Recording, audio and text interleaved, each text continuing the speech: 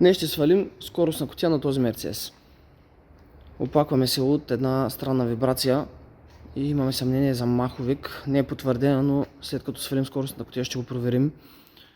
При движение, при шофиране с равномерна скорост, т.е. двигателя нито напъва да ускорява, нито спъва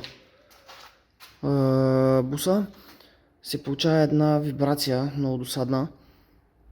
Нямаме проблем с горивната система, като се подаде газ, върви идеално, разходът е идеален, много добре върви, но точно при това положение, когато двигателя нито напъва, нито спъва, се получава тази вибрация, едно леко бучене. Затова съмненията ни отиват към маховик. Сега, за да го свалим, разбира се, трябва да има канал и за улеснение ето такъв крик, който е свален на скоростни кутии. Правим следното.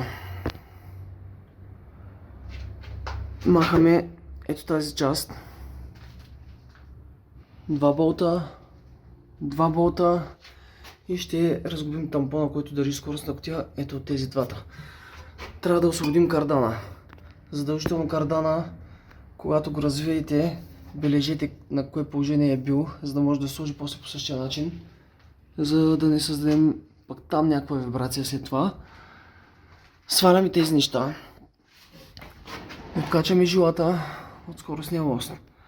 Хубаво е, когато преди да започнете ремонта, да откачите акумулатора, тъй като имахме някъде букса ето там.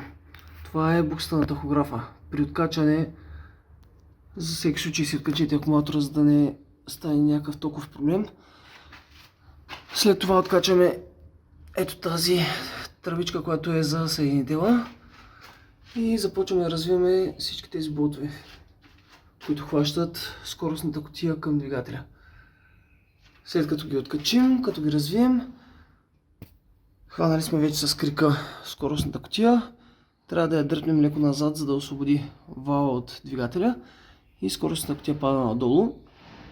След това, като я свалим, ще проверим самия маховик, дали има някакви луфтови, дали можем да разберем тази вибрация, дали идва от него. Свалихме скоростната кутия и е време да погледнем маховика. Това е притискателният диск, вътре седи феродовия, а това отзад е маховика. Хващаме притискателния диск в два срещу положни края и започваме да клатим. Ето.